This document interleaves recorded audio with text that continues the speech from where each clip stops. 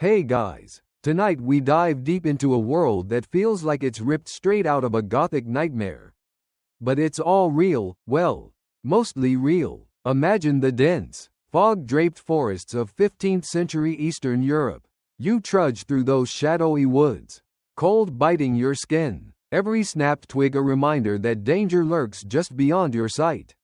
Now, add in a ruler so feared, so merciless, that his name alone could freeze your blood. Vlad III, better known as Vlad the Impaler. You probably won't survive this story without some chills crawling down your spine, but hey, that's the thrill of history, isn't it? So, before you get comfortable, take a moment to like the video and subscribe, but only if you genuinely enjoy what I do here. Also, drop your location and local time in the comments. Let's see where you're tuning in from as we unravel this eerie tale.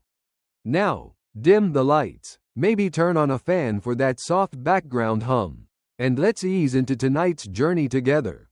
You start with a boy born in 1431, in a cold, rugged region known as Transylvania, yes, the same land later famed for vampires. But let's hold the horses on that for now. Vlad was born into a noble family with a name that would soon echo in dread: Dracula. But what did Dracula even mean? In his father's day, it meant dragon, or sometimes devil, referencing Vlad's father Vlad II, who had been inducted into the Order of the Dragon, a chivalric society sworn to defend Christendom against the Ottoman Turks. Think of it as the medieval version of a secret club for warrior knights, except with a very serious, no-surrender policy. Growing up, Vlad's world was painted with deep strokes of violence and political instability. His father's alliances pulled the family into the tangled web of Eastern European power struggles, where loyalties flipped like coins, and betrayal could come from the closest ally. From the start, Vlad's life wasn't just about castles and crowns, it was about survival. Now, here's a quirky tidbit. Historians still argue whether young Vlad was actually taught to love nature and animals or if his childhood was steeped more in harsh military training. Some say he spent time in the wild, learning the forest's secrets, like a young Rambo of medieval Europe, while others suggest his upbringing was all cold stone halls and court politics. Either way, you can bet it wasn't the kind of childhood with birthday parties and cake. Speaking of upbringing, being the son of Dracula wasn't just a fancy title. It was a burden. Vlad III's surname, Dracula, literally means son of the dragon, or son of the devil, depending on who's telling the story, and let's just say, medieval nicknames were not exactly for complimenting someone's charming smile. This nickname would follow Vlad forever, partly because of his father's membership in that Order of the Dragon and partly because of the dark rumors that would later swirl around him. Here's the reality check. Being born into such a turbulent era meant Vlad had no time for innocence. His childhood was overshadowed by the growing threat of the Ottoman Empire, an expanding force pressing ever closer to European borders. The political landscape was a high-stakes chessboard, and every move counted. What's really interesting, and a bit unsettling, is how Vlad's early years set the tone for the man he would become.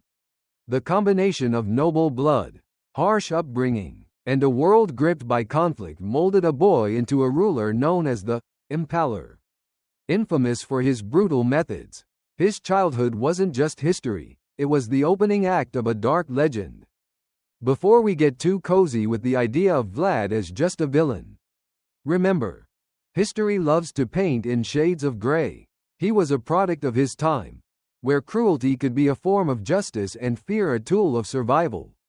So, as you settle into your blankets, imagine that young boy Vlad, wandering through the thick Transylvanian forests, eyes sharp, heart hardened, unaware yet of the bloody legacy he was about to carve into history. You're now stepping deeper into Vlad's world, but things get a little darker. Picture yourself as a 10-year-old boy, suddenly ripped from your home and sent as a hostage to the Ottoman court, a political pawn in a game far bigger than you. That's exactly what happened to Vlad. This wasn't some cushy boarding school or summer camp. It was a forced imprisonment meant to ensure his father's loyalty to the Ottoman Sultan. You might think, well, at least he got a taste of royal life. But nope. This was survival training on steroids. Living in the Ottoman palace, Vlad was exposed to a culture starkly different from his own Christian upbringing. The palace itself was a sprawling complex filled with intrigue, danger, and power struggles, where one misstep could mean death. You can almost hear the whispered conversations behind heavy doors and feel the tension thick enough to slice with a dagger. Here's a strange little detail. Historians still argue whether Vlad's time in captivity truly softened him or only steeled his resolve. Some accounts suggest he was treated relatively well, even educated in Ottoman military tactics and politics. Others describe it as brutal confinement, with psychological games designed to break him. You get to decide which version sounds scarier. The psychological impact of these years can't be overstated. Imagine being a child surrounded by enemies, uncertain if your family's fate hinges on your behavior, watching guards with cold eyes, and knowing that any rebellion could doom your homeland. It's like being trapped in a high-stakes escape room where failure means more than just losing a game. You also have to consider the cultural shock. Vlad, a Christian noble, was living in an Islamic empire that was not just politically opposed to his people but actively seeking to conquer his homeland. Yet, during this time, he learned Turkish, absorbed Ottoman customs, and studied their military discipline, knowledge that would later become a deadly advantage. One quirky, lesser-known tidbit. There's a story that Vlad developed a particular fondness for Turkish coffee during his captivity. While this might sound trivial, coffee was a relatively new import to Europe at the time, and some say Vlad was among the first Europeans to savor it. So, in a way, he's partly responsible for our modern caffeine fixes, dark and bitter. Much like his personality. But here's the twist historians debate endlessly. Did Vlad's Ottoman captivity make him a ruthless despiser of the Turks? Or did it give him a practical respect for their military might? Some say the experience planted the seeds of his fierce anti-Ottoman stance, while others argue it taught him the value of psychological warfare and cruelty as tools of governance. As you imagine young Vlad, caught between two worlds, it's hard not to feel a strange sympathy. This wasn't just a prince learning statecraft. It was a boy forced to grow up in a brutal school of survival, where lessons were written in blood and fear. And let's not forget, he wasn't alone. His younger brother was also held hostage, a grim reminder that family was currency in this deadly game of politics. So, next time you sip your coffee, think about Vlad. How those early bitter brews might have fueled the fire that forged one of history's most feared rulers. You can almost hear the echo of that harsh Ottoman courtyard training in every ruthless decision he'd make later. You're now stepping into Vlad's first taste of power, a brief and brutal initiation into ruling a fractured land. It's 1448, and Vlad, barely in his late teens, finds himself crowned Prince of Wallachia, though not for long. This first reign was a volatile, unstable one, lasting only a few months. But it set the stage for everything that would follow. Imagine trying to govern a land where loyalty is as fickle as the wind, and every nobleman seems to have a dagger tucked behind his back. The boy prince quickly learns that power in this era isn't about waving a scepter or sitting on a throne. It's about commanding fear, respect, and, sometimes, brute force. Spoiler alert. Vlad quickly gains a reputation for the latter. Here's a quirky fact historians still debate. Did Vlad's notoriously harsh policies begin during this short stint? Or were they refined later during his longer rule? Some scholars argue this early period forced him to adopt a ruthless stance to survive. Others think it was only the cold political reality that molded his infamous brutality. Either way, his first reign was a crash course in the dark art of medieval politics. You probably won't be surprised to hear that his grip on the throne was tenuous. Rival factions, backed by Hungary and the Ottoman Empire, were keen to install their own puppets.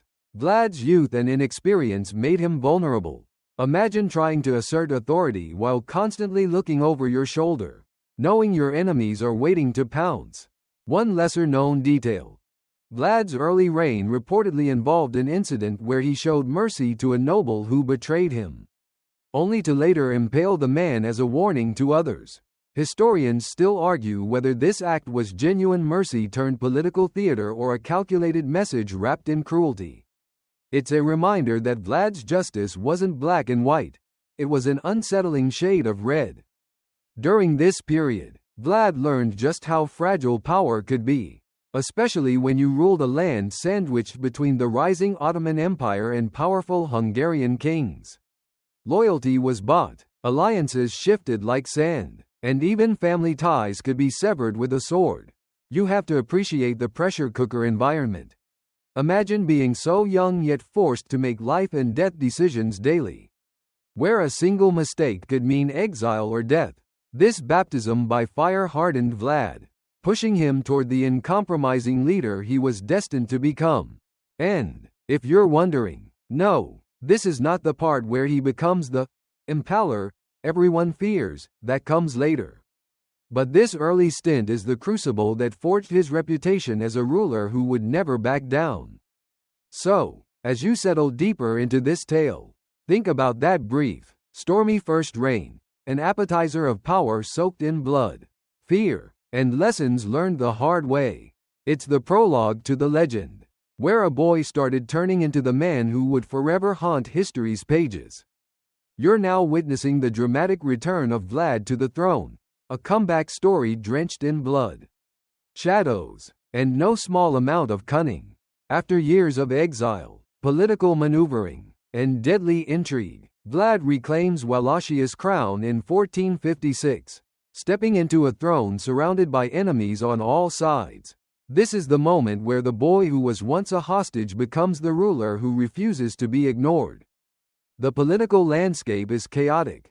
Wallachia is a buffer zone, sandwiched between the growing Ottoman Empire to the south and the Kingdom of Hungary to the north. Both want control, and local boyars, noblemen, are just as dangerous, often switching allegiances like weather vanes in a storm. You can almost feel the tension crackle in the cold mountain air as Vlad returns, ready to impose his will. Historians still argue whether Vlad's initial support came more from the Hungarians eager to install a loyal ally or from his own charisma and reputation for strength. One thing's clear. Vlad's return was marked by swift and brutal actions to consolidate power. You probably won't survive the sheer terror he inspired in his enemies. Vlad's hallmark was his ruthless enforcement of order, often through public displays of punishment designed to discourage dissent. His favorite? The infamous impalement. Yes, that's right. The very act that would earn him his nickname, the Impaler. Imagine walking through a forest where hundreds of wooden stakes bear the bodies of traitors and criminals. A grotesque forest of horror meant as a warning. A quirky tidbit from this period. Vlad was said to have hung his captives on stakes in patterns resembling a forest, so dense that birds would roost on them. Some tales claim he even used the bodies to block the paths of invading armies. Historians debate how much of this is legend and how much is fact. But the imagery has endured for centuries. Vlad's tactics weren't merely about cruelty for cruelty's sake. They served a political purpose: to restore order in a fractured society and send a message to both internal and external enemies. Fear, after all, can be a powerful tool when governing a land riven by betrayal. What's less discussed is how Vlad also showed moments of calculated diplomacy. He tried to strengthen ties with Hungary and kept a wary eye on the Ottomans, balancing alliances and threats with careful attention. But let's not romanticize too much. His reign was harsh, and while his enemies feared him, some of his own people grumbled under the weight of his brutal justice. Yet, for Vlad, order was the ultimate goal, no matter the cost. So as you drift through this shadowy tale, picture the steely eyes of Vlad, a man transformed from captive to king, standing atop a throne made not just of stone but of fear and iron will. You're now entering the heart of Vlad's legacy, his infamous methods of justice. particularly the gruesome practice of impalement. It's not exactly bedtime story material. But hey, history doesn't sugarcoat itself, and neither does Vlad. Imagine walking through your village square and seeing dozens of wooden stakes rising like twisted trees, each bearing a prisoner or traitor, an unsettling welcome to anyone daring to cross the prince. But here's the twist. Vlad's impalements weren't random acts of sadism. They were carefully calculated political tools. He believed that extreme punishment was necessary to maintain law and order in a land rife with treachery and corruption. It's almost like he invented the medieval version of zero tolerance, only with a lot more spites. Historians still argue whether Vlad's cruelty was genuinely about justice or sheer terror. Was he a brutal tyrant who enjoyed watching people suffer, or a pragmatic ruler who used fear to stabilize a fragile realm? The debate rages on, with evidence pointing both ways. Now, a quirky and somewhat unexpected detail. Vlad reportedly sometimes fed his captives to wild animals, including bears and wolves kept in his court. Whether this was a display of his power or just dark theater, it certainly added a savage flair to his reign. Imagine a medieval Game of Thrones episode, but with more literal bite. You also need to understand the cultural context. In the 15th century, harsh punishments were not uncommon, but Vlad took them to another level. His use of impalement was particularly symbolic, as it left victims alive for hours or days, turning their suffering into a public spectacle and a deterrent. It was psychological warfare on a gruesome scale. Interestingly, Vlad didn't reserve such punishments only for enemies. Corrupt officials and dishonest boyars were often subject to the same fate. His quest for justice was as much about rooting out internal corruption as it was about defending his territory. But here's a fun fact that might lighten things a bit. Some sources say Vlad had a nightmare garden, where impaled victims were arranged artistically, almost like a macabre art installation. Whether that's true or just rumor, it adds a gothic twist to his story. Perfect fodder for spooky storytelling. Despite his brutality, many common folk reportedly saw Vlad as a protector, someone who kept bandits and foreign invaders at bay. His harsh justice was sometimes welcomed in a time when lawlessness ran rampant. So, as you imagine these grim states, remember Vlad wasn't simply a monster. He was a ruler trying to survive and impose order in a brutal age, wielding cruelty as a political weapon sharper than any sword. You find yourself amid the tangled forests and rugged mountains where Vlad wages his war, not with armies meeting on open fields, but with shadows, ambushes, and psychological games. His battle against the Ottoman Empire wasn't a straightforward clash of swords. It was guerrilla warfare on a scale that confused and terrorized even the mightiest invaders. Imagine thick woods echoing with the cries of archers and the clatter of horses suddenly falling silent. As Vlad's forces vanish into the undergrowth like ghosts, he used the terrain to his advantage, setting traps and ambushes that turned the natural world into a deadly weapon. It's like nature itself was on Vlad's side, conspiring against the invaders. Historians still debate how effective Vlad's tactics were in the grand scheme. Some praise his cunning and ability to bleed the Ottoman forces dry. Others argue his brutal reprisals provoked even fiercer retaliation. What's clear is that his unconventional warfare left a lasting mark on military history. Here's a quirky detail. Vlad reportedly used fake retreats to lure Ottoman soldiers into traps, only to have his hidden troops spring out from the shadows. Think of it as a medieval version of a prank, but with life or death consequences. These tactics caused confusion and fear among the invaders, making every forest path a potential death trap. You might be surprised to learn that Vlad also reportedly poisoned wells and burned crops to deny the enemy resources, a scorched earth policy that showed his ruthless commitment to defense. It's the kind of strategy that would make any invading army think twice before crossing his lands. Despite his brutality, Vlad also took care to protect his people during these campaigns. He understood that a war of attrition meant preserving your own population while wearing down the enemy. It's a delicate balance that few rulers mastered. One of the most debated points among historians is whether Vlad's fierce resistance significantly slowed the Ottoman advance into Europe or simply delayed the inevitable. Some argue his tactics bought precious time for neighboring kingdoms. Others see them as a bloody footnote in a much larger conflict. It's fascinating to imagine the psychological impact on Ottoman troops, not knowing when or where the next strike would come. Surrounded by a hostile land and a foe who seemed to have eyes everywhere.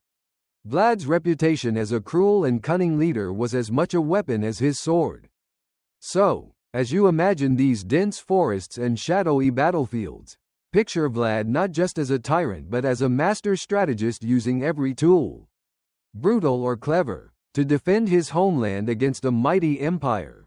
You're entering the twilight zone where history and myth blur into one.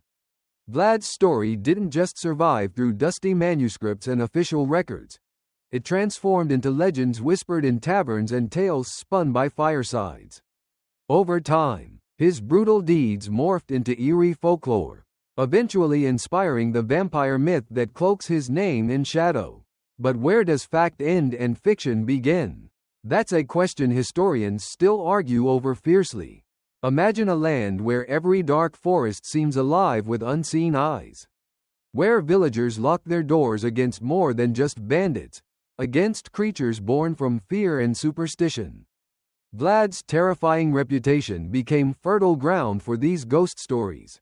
The image of the cruel Impaler morphed into the bloodthirsty, immortal vampire stalking the night. Bram Stoker's Dracula immortalized this in literature. But the leap from prince to vampire is as much creative invention as historical reality. Here's a quirky tidbit. Some scholars suggest that the vampire connection partly arose from mistranslations of Vlad's name and deeds. Dracula sounded devilish, and the fact that he used blood-curdling punishments didn't help. Combine that with Eastern European superstitions about the undead, and you've got a recipe for a legend that refuses to die. What's really fascinating is how Vlad's real story is both darker and more complex than the vampire tales. He wasn't lurking in shadowy castles drinking blood, but rather ruling with a fierce, often ruthless hand, fighting political enemies, defending his realm, and enforcing order in a world where mercy was a luxury few could afford. Historians still debate how much Vlad himself encouraged or tolerated the rumors about his supernatural powers. Some think these stories were propaganda by his enemies to demonize him. Others say Vlad used his fearsome image to intimidate foes. One lesser-known fact is that Vlad's reputation as a vampire-like figure didn't take hold in Romania itself until centuries later.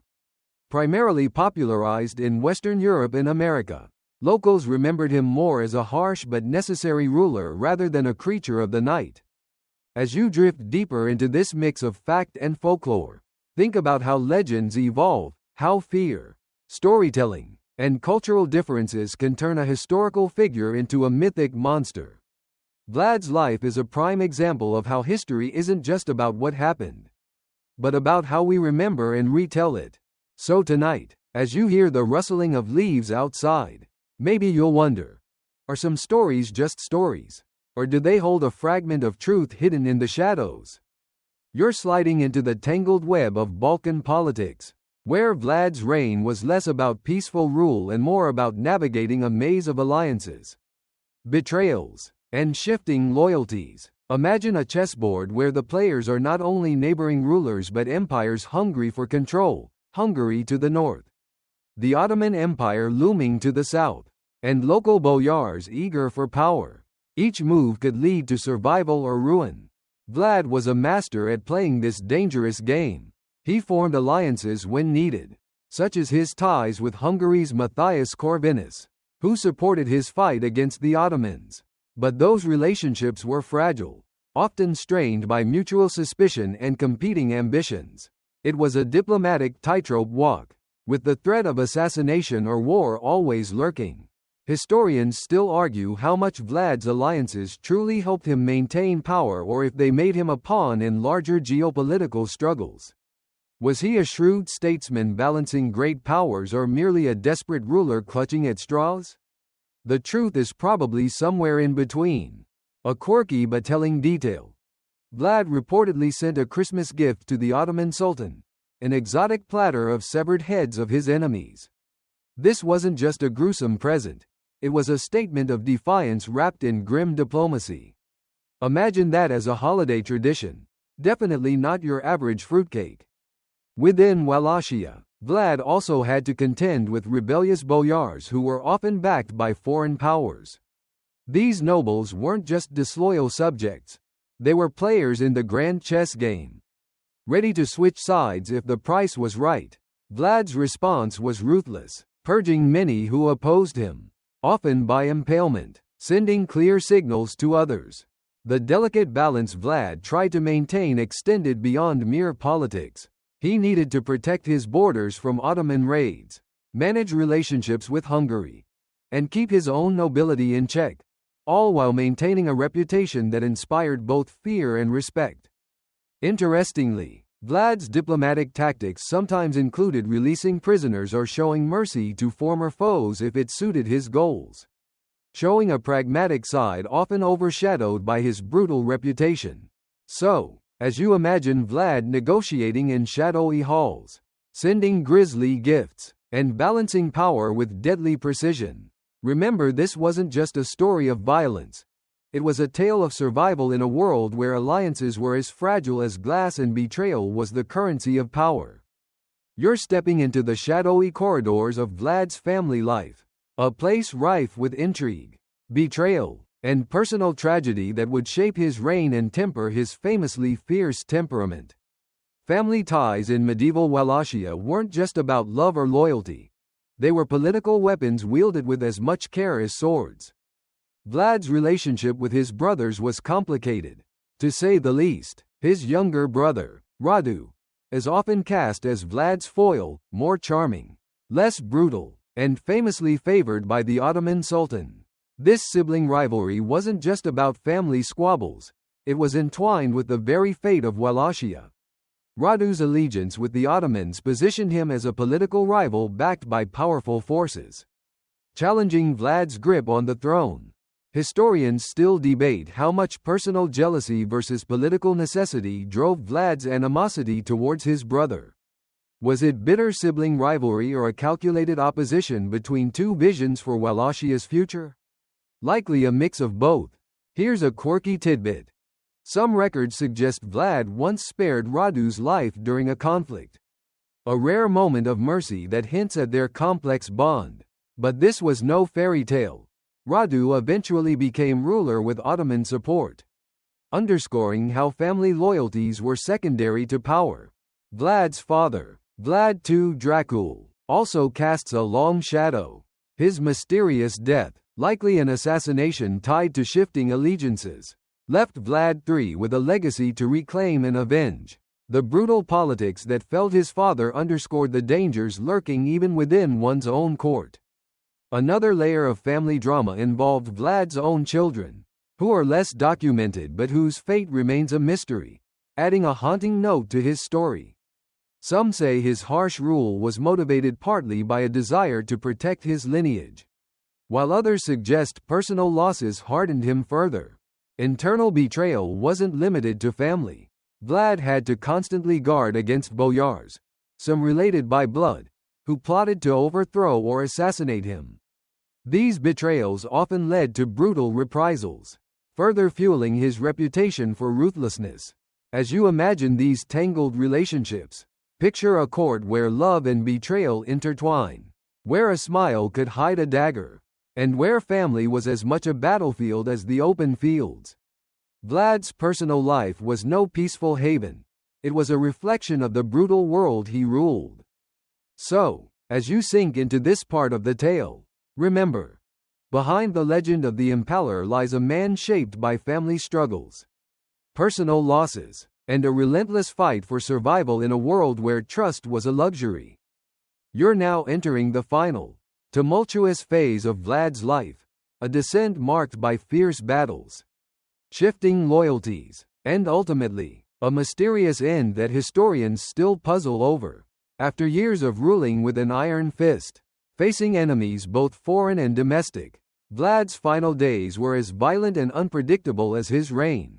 Picture the smoke of battle curling over Wallachian hills, armies clashing in brutal fights where survival was never guaranteed. Vlad found himself facing not only the Ottomans but also his former allies, with Hungary's support waning and betrayal lurking behind every corner. Historians still argue about the exact circumstances of Vlad's death. Some accounts say he fell in battle against the Ottomans in 1476, struck down by enemy arrows and swords. Others suggest he was assassinated by disgruntled boyars or rival factions within Wallachia. The mystery adds a haunting layer to his legend. Did the Impaler finally meet his match? Or was it treachery that ended his bloody chapter? One quirky detail.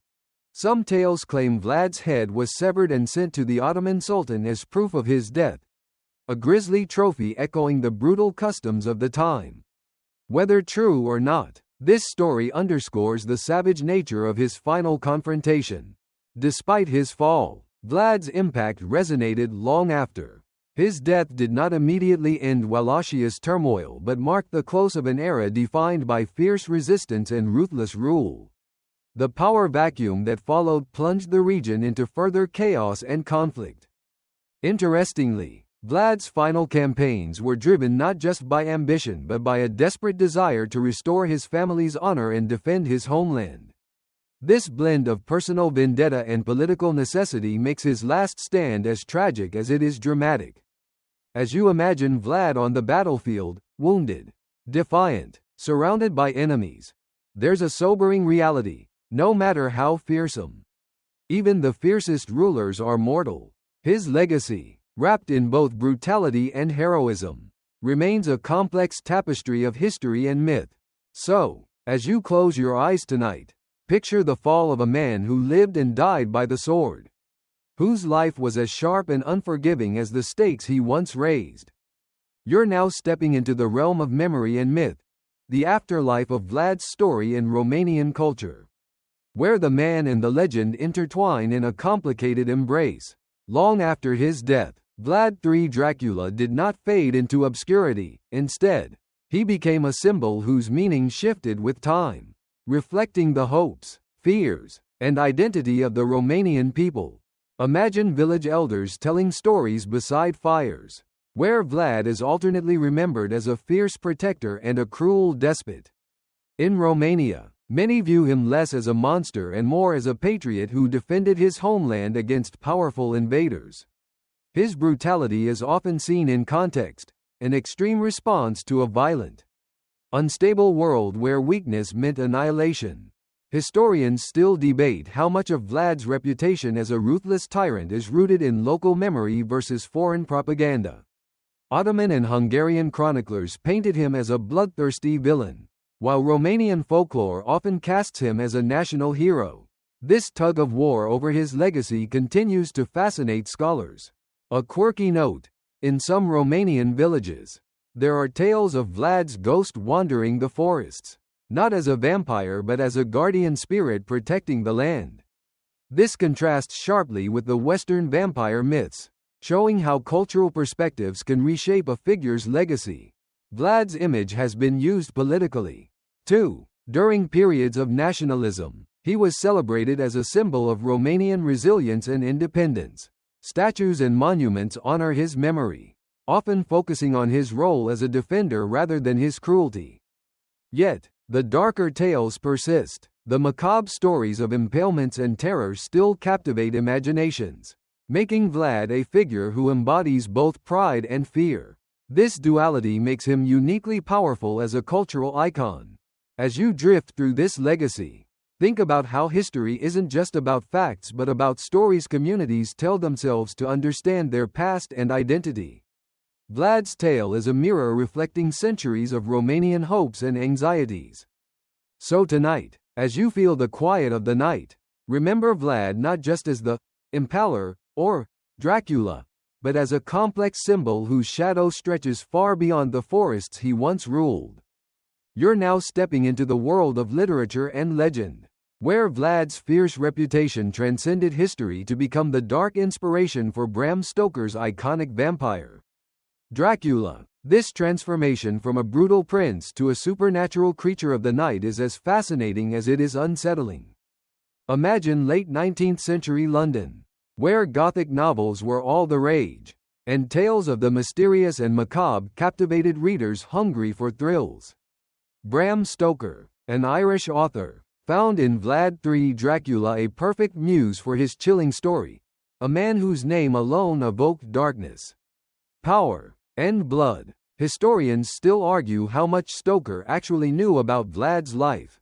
Some suggest Stoker's research was superficial, relying on second-hand accounts and popular myths, while others believe he intentionally blended fact and fiction to craft a compelling narrative. Either way, Vlad's real story became inseparable from the vampire myth. A quirky fact: Stoker never actually visited Eastern Europe but drew heavily on travel guides and historical texts to paint his eerie Transylvanian setting. So, the eerie castles, misty forests, and shadowy mountains were as much products of imagination as of Vlad's homeland. Vlad's name and reputation lent the novel an air of authenticity and menace. Dracula means son of the dragon, or devil, perfectly fitting for a vampire lord.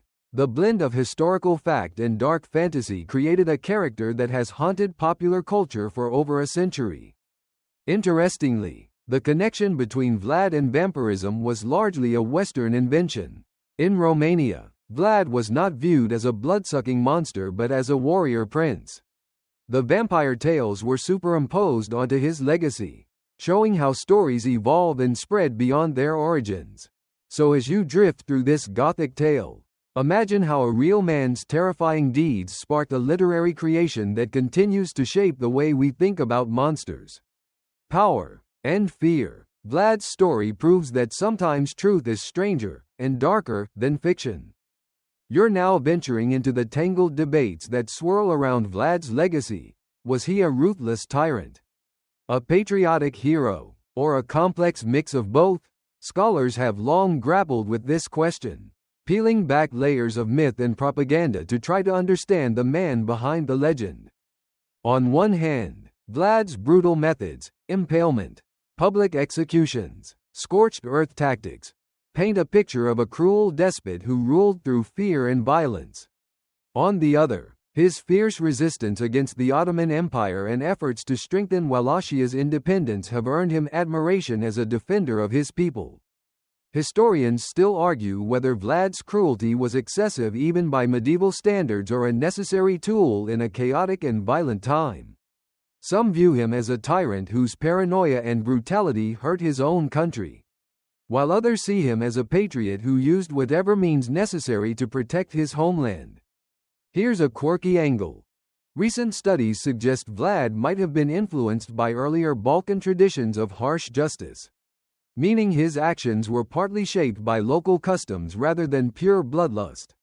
This complicates the narrative and challenges simplistic views of him as just a monster. What's clear is that Vlad's life was shaped by the brutal realities of 15th century Eastern Europe: constant warfare, shifting alliances, and internal treachery. In this context, his rule was as much about survival as it was about governance. So, as you consider these debates, remember that history is rarely black and white. Vlad III Dracula's story is a mirror reflecting the complexities of power, fear, and identity in a turbulent world. You're now witnessing how Vlad's image has morphed through the centuries, from a fierce medieval ruler to a symbol wielded in modern media and politics. His story, steeped in blood and legend, has been adapted, distorted, and repurposed, reflecting the concerns and imaginations of each era. In movies, books, and video games, Vlad is often portrayed as the quintessential vampire or a dark antihero, sometimes monstrous, sometimes tragic. These portrayals highlight his ruthlessness but often gloss over the political realities that shaped him.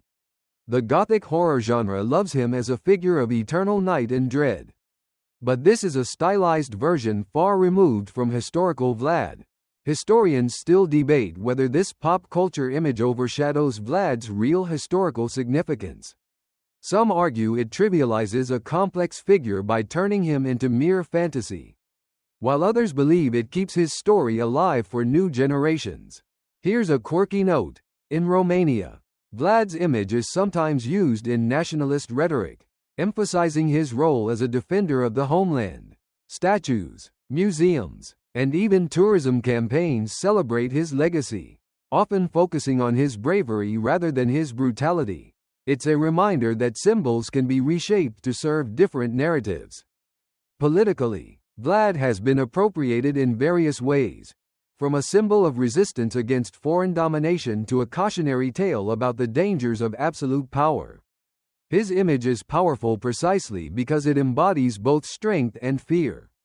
So, as you think about Vlad's place in modern culture, consider how history is not just about the past but about how stories are told, retold, and reshaped to fit the needs of the present. You're now settling into the final echoes of Vlad's story, reflecting on the lessons and legacies that ripple through time. His reign, marked by blood and iron, teaches us much about power, fear, and the fragile line between order and chaos. Vlad's life shows that leadership in a violent, unstable world often demands harsh choices, choices that may horrify us today but once served as survival tactics. His use of fear as a political tool reminds us how power can be wielded not just through love or justice, but through terror and control. Historians still debate the morality of Vlad's rule, but there's no denying the impact he had on his people and on history itself. He embodied the brutal realities of medieval Eastern Europe, a time when the stakes of power were life and death. A quirky thought to leave you with: Vlad's legacy even influences modern horror and pop culture, proving that stories of power, darkness, and survival never truly fade. They evolve, haunting us in new forms, much like the forests Vlad once ruled. As you let your mind wander through the shadows of his tale, remember that history is not just about facts, but about how those facts speak to our deepest fears and hopes.